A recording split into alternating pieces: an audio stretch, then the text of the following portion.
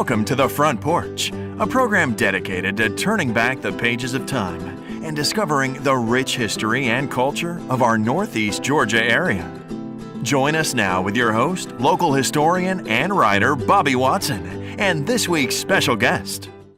Well, welcome again, everyone, to The Front Porch. We appreciate you stopping by for a few minutes to visit with us and talk with us a little bit about and learn a little bit more about a history of our local area here in Habersham County in Northeast Georgia. I am very, very honored today to talk with my friend Noah Stevens, who was here just the other day, and you saw him here on the front porch. Talk with him again about a little bit more of the history. Maybe we can start with the Sequoia Village up in Clarksville. What about that? Noah, welcome again to the front porch, my friend. Thank you. Listen, we're glad to have you here. Do you know that you have a distinction of being the first person to be on the front porch 2 times? And do you remember why that was? Because I wanted you to be able to read part of the new book that we've written on Habersham County. And I have. Have you? How did you like it? I liked it good. I noticed how you spelt Sequoia with 2 E's instead of 1. Well, actually, that's right. And the picture that we had up here just a while ago that you can see on the screen, that John Colick would have spelled Sequoia with 2 E's. And I always thought that was curious. And I know you probably never had a chance to meet John Colick, who did so many of the watercolors, including the one there of his depiction of the Sequoia Village. But he had done a lot of research, and he was convinced that the name Sequoia should have the 2 E's. All of the other Cherokee words, Chattahoochee, Saltee, and etc., they all end in with 2 E's. And Sequoia is one of the very few that ends only with 1 E. So when we started writing the book, we collaborated together and talked among ourselves, and we decided that in this book, we would spell it with 2 E's. And so that's the reason when you read through the book, you were able to see this village and the river with 2 E's. I see. And what did you learn about? You know about the river, the Sequoia River, which is the heart of Habersham County. What's unique about it? Do you remember? It's the only, we're the only county to have a river that flows only between the boundaries of Habersham County. So it rises in Habersham County up in the northern end. If you look at the map, you know you have a little, what I call a smokestack at the top there, a little stove top at the top, and then it comes right down and it meets into the Chattahoochee River right at the bottom of our county. So the Sequoia River is really the heart of Habersham County. That's the reason that the book, Habersham 200, which you can see here, that actually is a painting of the Sequoia River. And we tried to make it as a key part of the river. But I know that we were talking in our last time together about Fernando de Soto. And what did you learn about Fernando de Soto? Do you remember? Well, he did not come for Habersham County. I want to set that right in stone right now. That's right. Well, you know what? It's kind of interesting because you have De Soto building in Clarksville, and if you read, there are many histories that will say that De Soto first came here in Clarksville. Do you remember why we pretty much know now that he did not do that? Because it showed a map showing it showed him going through like Atlanta, Georgia, and circling around, going back up here to like all these other areas west of us when he later died. That's exactly right, Noah. You got that right. And in the book, we saw that image that you talked about there, and we put that up on the screen here. But that image, that map, was actually done out in California in a very detailed analysis of De Soto's journeys here in the mid-1500s is when he came through. And they were able to go back because he had a diary of the trip. Now, obviously, there was no Atlanta, there was no Georgia, there was no rivers, named rivers. All they had to go by was natural places, rivers, mountains, rocks, etc. Things that would have survived from the mid-1500s to modern times. So they could go back and watch, read through those chronicles, read through those journals, and determine pretty much where he went. And I don't remember how many, I remember studying it, but there's at least 3 or 4 major historical studies on DeSoto's journeys in the southeast United States, almost all of them agreed that he went through central Georgia into South Carolina and did not come up this far. He ended up circling up through the mountains, came back, and you're exactly correct. He ended up going out further west into the Mississippi River Valley, and it was there that he passed away. You're right. And but it is interesting to know that DeSoto, even though he didn't come here, he had a profound effect on the people in northeast Georgia. Do you remember what that was? There was a bunch of diseases, especially smallpox, because the Indians were not immune to that kind of stuff, and it just soon wiped out them Indians, and the diseases were so bad they soon later came up here. Well, you're exactly right. The wake of their journey through here really devastated the population. Where they actually came through into DeSoto's journey, and these are Spaniards, right? Came from Spain. They were trying to conquer this area for Spain. They're actually looking for gold or anything else that could be of value to the Spanish government. But they were ruthless, and so they did burn villages. They did kill Native Americans, and that was bad. But the worst thing is what you just mentioned was disease, and what you just mentioned, smallpox, was one of the worst ones. And that ended up having a profound effect, not just where they came, but anywhere that those people were in contact and trading with other people, which included northeast Georgia. So eventually, the villages up here were really pretty much gone. You know, have you been over to White County to go to Yonah Mountain and the Indian Mound over there? In White County? I don't know if I went to those mountains, but I am in White County a lot because I have a cousin up there. Yeah, and you know the Indian Mound there with the gazebo on it, there as you're going into Helen. Oh yeah, I see that place a lot. When I go up to there to Helen, I'm always looking at that Indian Mound with that gazebo. That's right. Well, I'll tell you, maybe we can talk a little bit about that gazebo in a minute and the Indian Mound. But those Indians were not Cherokee. Now we know that, and they were Mississippian, right? Correct. Mississippian Indians, and we're sure of that. A lot of the things about Native Americans in northeast Georgia we're not sure about. That we pretty much know because they have done a lot of studies there. There's actually three mounds that we know of, probably more eventually, that got washed away and taken down in agriculture and etc. But Noah, I'm so happy to have you here with us. In a minute, I want to make sure I introduce people and tell them where you go to school and stuff. We'll do that in the next segment. And so I'll get you to tell me a little bit more about Hilliard Wilbanks, which we talked about in our last session. But then I want you to tell me just a little bit about the Hawkins Line. Remember I was talking about the Hawkins Line?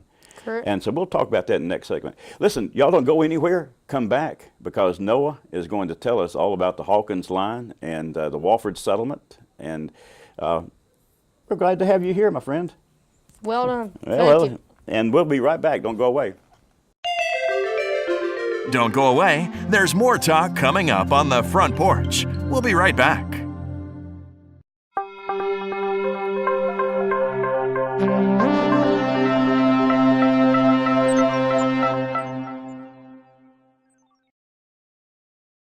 Welcome back, everyone, to the front porch. We're having a great time here talking with my good friend Noah. Noah, I know that you go to Hilliard Wilbanks Middle School. Is that right? Correct. How do you like it over there? Oh, it's pretty good. There's a bunch of history stuff in there. Well, yeah, exactly right. Congressional Medal of Honor, Purple Heart, Distinguished Flying Cross. I could go on forever with them medals. Yeah. Well, I know you're a history buff, and that's the reason we have you here. I really want to try to encourage young people like yourself, and I know you know a lot of young people who are equally interested in history. I've met no one who knows more about it than you do, but I'm happy to have you here.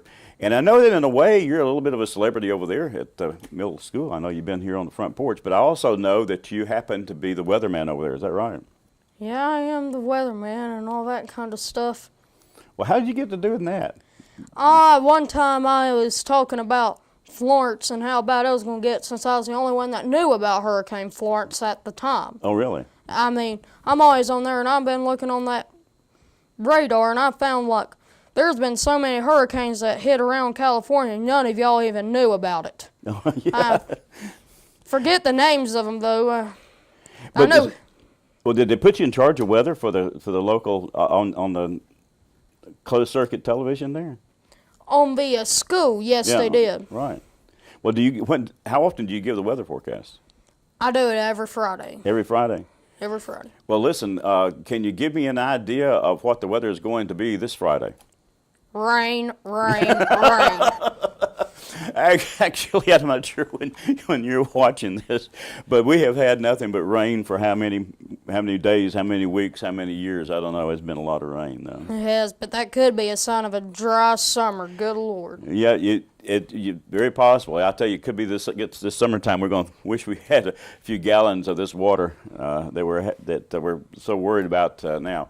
Listen, Noah, you and I had talked about, and I know it when you read through parts of the manuscript of the book. And by the way, you are one of the first people to read that manuscript of the book. Of course, you didn't have all of it, but you had a lot of it. It was pretty interesting, wasn't it? It was. And we talked about the Hawkins line and the Walford settlement. Can you tell us a little bit about what you learned about the Hawkins line? Well, what I know about the Hawkins line is it's right there between Habersham County and Banks. Mr. Hawkins actually formed that. Yeah, do you remember who Benjamin? His name was Benjamin, and they called him Captain Hawkins. Do you remember? I don't remember even if we put it in the book, so you may not have read it. Who Benjamin Hawkins was? Do you remember? He actually was a French interpreter for George Washington. Was he was from North Carolina. And you may have, when you studied Revolutionary War history a lot, I know we've talked about that too. Of course, that's not in our Habersham County book. But Lafayette became George Washington's French interpreter. In fact, George Washington used to say that Lafayette was like his adopted son. But before Lafayette was his French interpreter, Benjamin Hawkins was his French interpreter. So Benjamin Hawkins was a North Carolina farmer. He was a Revolutionary War soldier and a lieutenant to George Washington.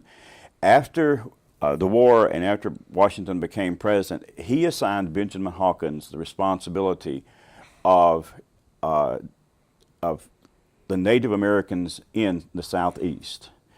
And one of the things that they needed to do was to make a dividing line between the state of Georgia and the Cherokee Nation, the Cherokee country, because it was a country by then. We might talk about that. But that line was a line that he drew about 1796, 7, somewhere right in there. They created a line. They actually cut it down. In fact, it was your teacher, Mr. Moat, who taught me this, who told me about this. Really? They came through and they actually cut in a wide strip, and they created along the line, which is where you said, where was it between Habersham County and what other county? Banks County. Banks County, that's right.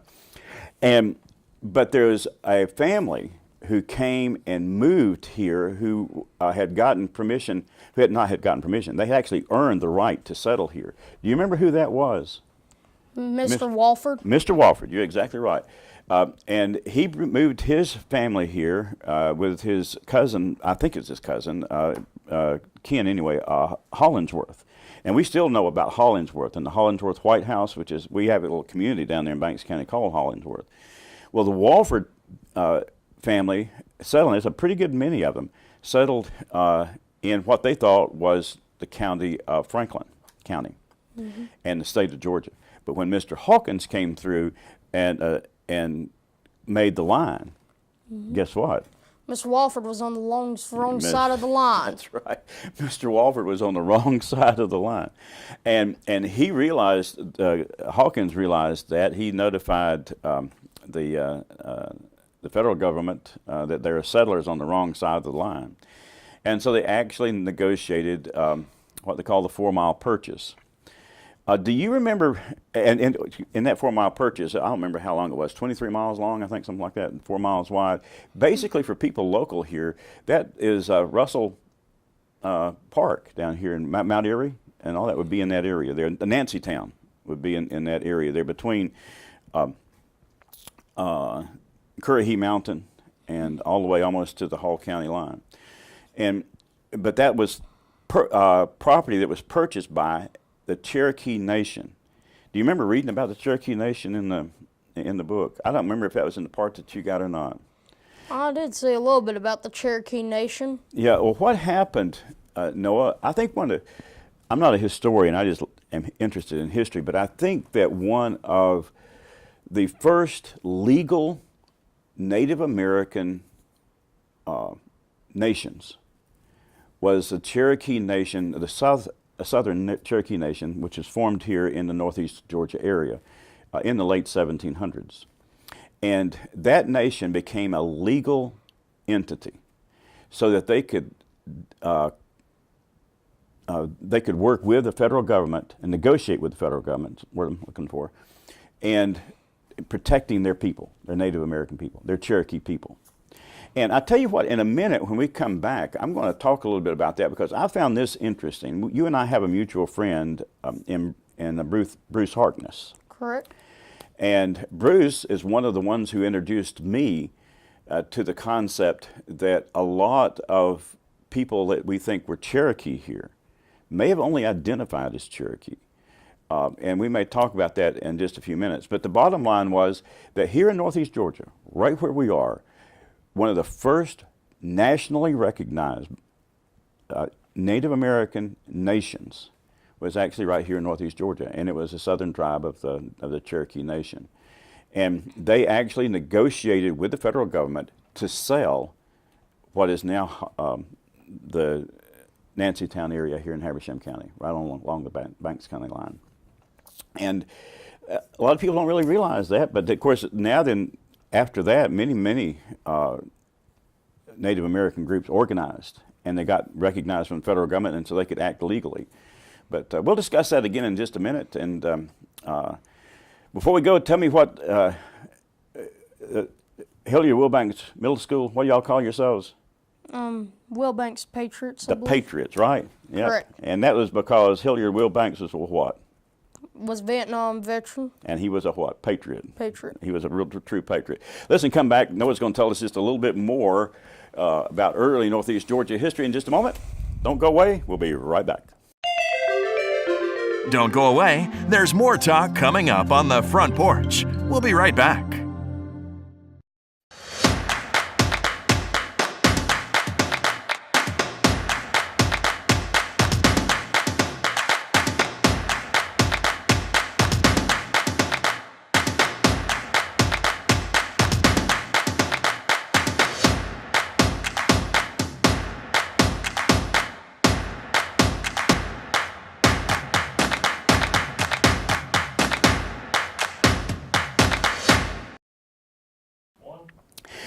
Well, welcome back, everybody. We're happy to have you here, and of course, we're here with my good friend Noah. Noah, thank you for coming here and being on the front porch with me again. Well, it's great to talk with you. We've been talking on and off the air about the book that we have written, Habersham 200. I was only part of the writer. We have many writers who are part of this great book. It's going to be coming out later this year, 2019. It was actually, we started working on it almost a year and a half ago now. And it's taken that long to get it through the editing process, but it'll be released here in northeast Georgia by Mountain Arbor Press later on this year. But Noah, you had a first peek at that book. How about that? You should feel honored, my friend. Thank you. That is real cool right there. Yeah, I know that you're interested in history. And I tell you, Noah, we're going to try to get the book in the hands of many of our young people like yourself. I was just talking to the county the other day, and they are actually going to be buying a big supply of books and making them available to our school students. And I think it's a great thing for the county to do. They're taking money, it's not really tax money, they're taking money that was left over from Habersham 200, and they're going, donations that people made to it, and they're going to buy books and put them in the libraries and into schools. So students like yourself, you had a head start, but people like you can learn more about it. I also needed to correct something, because I were talking about my friend Coach Moat a while ago, and I know he was past tense your teacher. Is that right? Correct. And he teaches in what grade? 6, and I'm in the 7th. And here in the 7th. I want to make sure I got that right, because I didn't. If you're in the 7th grade, I know it's an insult to talk about it as if you're in the 6th grade. So I want to make sure everybody knows it's the 7th grade, right? Correct. Who's your teacher this year? Who teaches social studies? Coach Slaw. And what have you studied any of the history with him?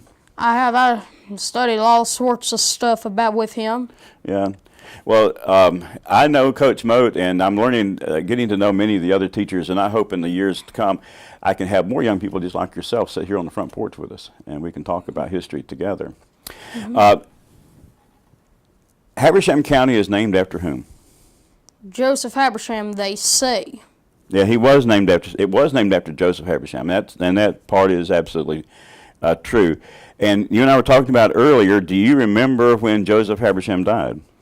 Died in 1815, before Habersham County came to be. That was interesting. When I started looking at the life of Joseph Habersham, we have many people who are experts with him. I don't know if you remember or not what he did before while he was alive. You know, he also was a patriot, right? Correct. Wilbanks patriot, and Joseph Habersham was definitely a patriot. He was the middle of three brothers, and Joseph Habersham, sometime later we can talk about his early days in the Revolution. He was one of the Sons of Liberty. His dad was not, but he was. And his two brothers were. But he was in Savannah. And Really? And you remember he was the first postmaster? And he was actually in Washington, D.C., right? Correct. But that makes it curious because if you look here, in Clarksville, we have what we call the Joseph Habersham home, right? Correct. And we've been by it. And you can see here's a plaque that claims it as the Joseph Habersham home. This house right here probably is the most significant structure in our county. Mm-hmm. It is among the oldest, and is probably one of the most important. But like you were talking about a little bit earlier, sometimes the date line does not quite match up because he died 3 years before the county was formed. Correct. And how could he build that house in Clarksville when he was in Savannah, Georgia? That's interesting. Now, some people will tell you, Noah, if you talk with him about it, that he came up and probably had the house built actually before the county because he had a relationship with the Native Americans. And I'm not going to say that that's not possible. It is possible. But there are numerous 19th century historical written accounts. In other words, people from the 1800s writing about the history of this county, especially after the Civil War, who attribute that house to Richard Habersham. Really? Do you know who Richard Habersham was? He was the son of John Habersham. Wow, I'm impressed. You're exactly right. He was a son of John Habersham, and John Habersham was Joseph's older brother. Correct. Right? And so John Habersham had a son named Richard, and so Richard actually did come up here, and he is buried in Clarksville. And Richard Habersham was one of the first U.S. congressmen from Northeast Georgia. So it's significant that Richard Habersham lived here, died here, and is buried here.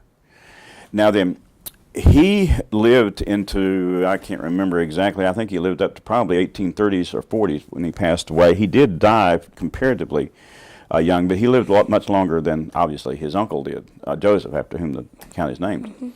But we know that he built that house. And so I kind of think it's more likely that it was Richard's house than Joseph Habersham's house. But to me, I thought that was interesting, you know, because it kind of at least put in perspective, at least let everybody know that there is a chance that the house that you're looking at was actually Richard's, which makes it still very, very significant house. It is a really important house. And but there's another thing, and I don't know if I gave this to you as part of the text or not, but do you remember reading about Habersham Mills and the cannons? Did you read about that? I did, yeah. Wasn't the cannons machined here in Clarksville for the Confederates? A lot of places say that because, again, if you look at, and I think we may have a slide of that up here, the historical marker at Habersham Mills does show that this was an ironworks that supplied ammunition for the Confederate government. But that led to some historians assuming that they built cannons here. But you're actually incorrect, and it took a little while for me to figure this out, but they could not have built cannons in Habersham County for the Civil War. And there are numerous ways that we have figured that out, but there is a thing, a Joe Brown pike. I don't know if you ever heard of Joe Brown pike. I don't know if we talked about that. That's a spear. And the Joe Brown pikes some of them were made up in White County, near where we were talking about a while ago with the Indian mound over there. But they do believe that low-grade ore that was available here in Habersham County could have made the spears that Governor Brown used to make his spears, his Joe Brown pikes. If you haven't heard of the Joe Brown pikes, you need to look it up. Google it. Google Joe Brown pikes. And those probably were made here in Habersham Mills. But the cannons all required a much bigger, a more difficult process to make. And the Civil War buffs and the Civil War historians, and I spoke with two of them, who have done extensive work on it. And there are no cannons that have been found that have any kind of relationship to Habersham County. Boy, no, we're going to have to get you back. I can't believe the clock has gone by on us here. Oh, they went by fast. It felt like I just got here. I know it. and next time I need to let you talk more. I promised I was going to let you talk more. I ended up doing all the talking. Next time I'm going to come in, I'm going to get you to interview me, okay? Alrighty. Yeah, maybe I can get on your weather show. How about that? That would be cool. Yeah, maybe I can stop by the school and you can interview me, and then you can do all the talking. How about that? Alrighty. Listen, no, I'm just tickled pink to have a young person like yourself who's interested in history. We'll try to get some other young people interested in it. I look forward for the first time next time that the Habersham County Historical Society has a meeting. I'm going to invite you, and I want you to come. Alrighty. Listen, thank you so much for being a part of our show again. It was great to welcome back Noah. And Noah, when we get our book out, we're going to bring that book here. We're going to show it to the folks, and I'm going to get you to help me get it in the hands of everybody in Habersham County. Alrighty, I'll do it. Listen, thanks again for joining us on the Front Porch. We've had a great time. Hope you'll stick around for the next time we come back up. And in the meantime, have a great day.